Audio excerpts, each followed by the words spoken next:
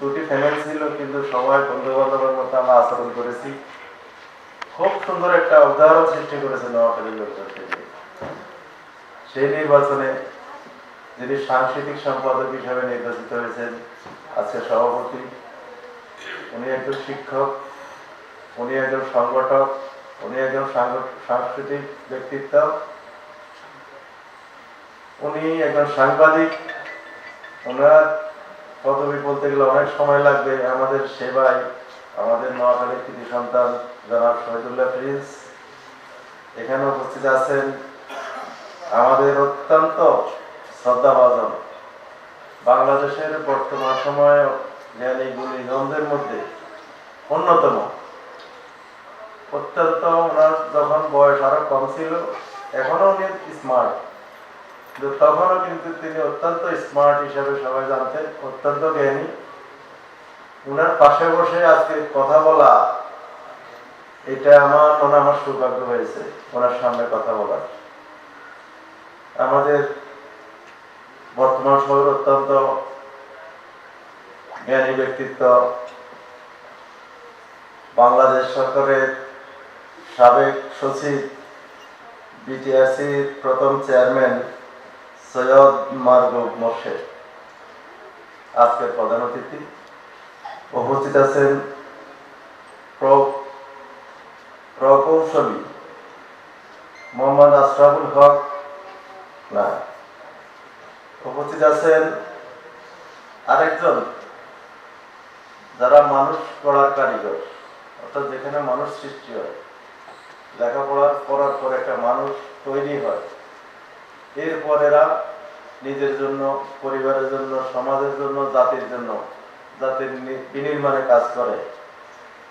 সেই মানুষ গড়ার কারিগরের একটা প্রতিষ্ঠানের উপাচার্য, রয়্যাল ইউনিভার্সিটি অফ ঢাকায় উপাচার্য অধ্যাপক ডক্টর আনম মেশকাতুদ্দিন। উপস্থিত আছেন, একটু বক্তব্য দিয়েছেন লায়ন কৃষি বোর্ড মোহাম্মদ আব্দুল মান্নান, নির্বাহী পরিচালক, বাংলাদেশ সিড অ্যাসোসিয়েশন। আমাদের মাঝে আরেকজন যোগ্য বাংলাদেশ ব্যাংকের অতিরিক্ত পরিচালক কবি হাসিনা মমতাজ সহ উপস্থিত আমাদের অনেক গার্ডিয়ান আছেন এখানে, ছোট ছোট ছাত্রছাত্রীরা আছেন। সবাইকে আমি প্রথমে যেখান থেকে নির্বাচিত হয়েছি, অর্থাৎ নোয়াখালীর সন্তান, নোয়াখালী জেলা সমিতির পক্ষ থেকে এবং বাংলাদেশ ফুটবল ফেডারেশনের পক্ষ থেকে আপনাদের জানাই শুভেচ্ছা, অভিনন্দন।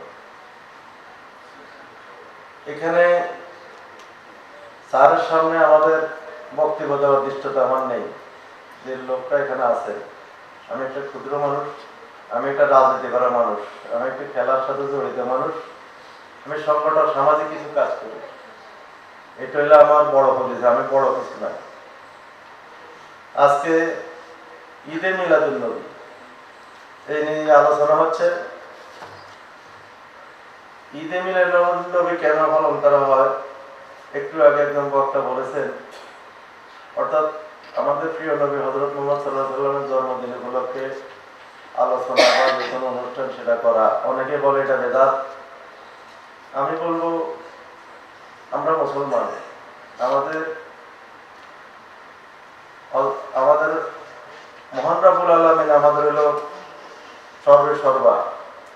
উনি আমাদের জন্য একজন নেতা পাঠিয়েছেন, তিনি হলেন হযরত মুহাম্মদ সাল্লাল্লাহু আলাইহি ওয়াসাল্লাম। ওনার আদর্শকে আপনার অন্য কোনো অনুষ্ঠান না করে, ওনার জীবন জন্ম থেকে মৃত্যু পর্যন্ত যে জীবনের যে কর্মকাণ্ড, এটা যদি এরকম একটা অনুষ্ঠান করে আমরা আলোচনা করি, তাহলে আর কেউ না হোক এই ছোট ছোট বাচ্চারা এটা জানতে পারবে। ওনার আদর্শকে যদি আমরা লালন করতে পারি, তাহলে আমরা একটা সত্যিকার মানুষ, সত্যিকার একটা মুসলমান হতে পারবো। তো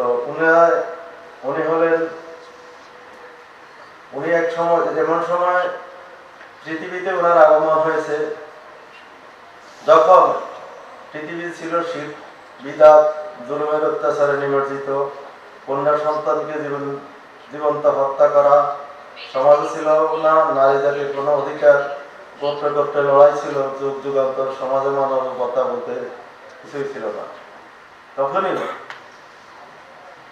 570 খ্রিস্টাব্দে মক্কা নগরীতে কুরাইশ বংশে পৃথিবীকে আলোকিত করে যিনি এসেছিলেন তিনি হলেন আমাদের প্রিয় নবী হযরত মুহাম্মদ সাল্লাল্লাহু আলাইহি ওয়াসাল্লাম, আমাদের মুসলমানদের নেতা।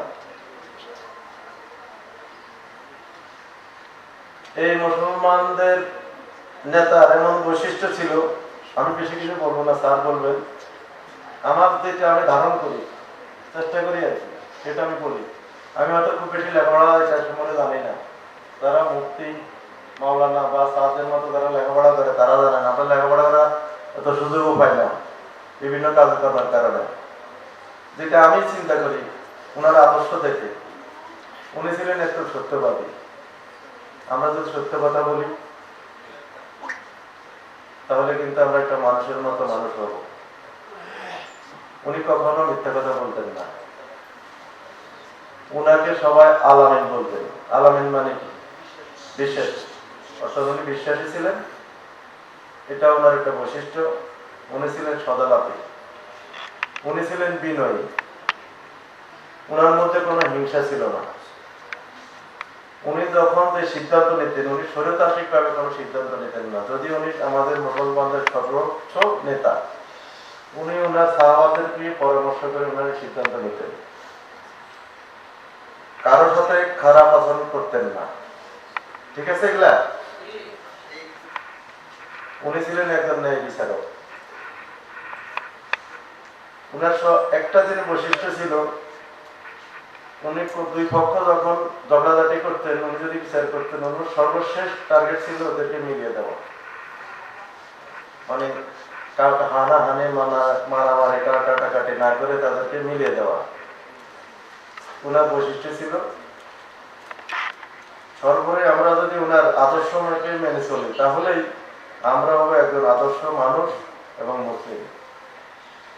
পৃথিবী আজকে, আমি একটা কথা বলি, এই যে ফিলিস্তিনের কথা বলে, ইহুদিরা এটা করে, আমেরিকা এটা করে, রাশিয়া এটা করে, ওটা ওদেরটা করবেই, কিন্তু আমরা মুসলমানরা তো এক না।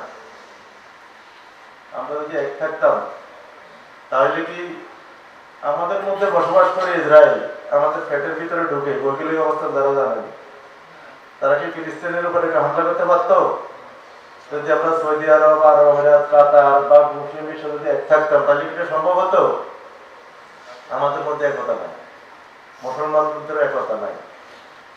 একতা যদি থাকতো পৃথিবীর যত শক্তি আসুক আমাদেরকে পরাজিত করতে পারতো না। আজকে ফিলিস্তিনিরা এভাবে দুঃখে কষ্টে নির্যাতনে দিনাতিপাত করতেন না। আমরা যারা মুসলমান, আমরা আমাদের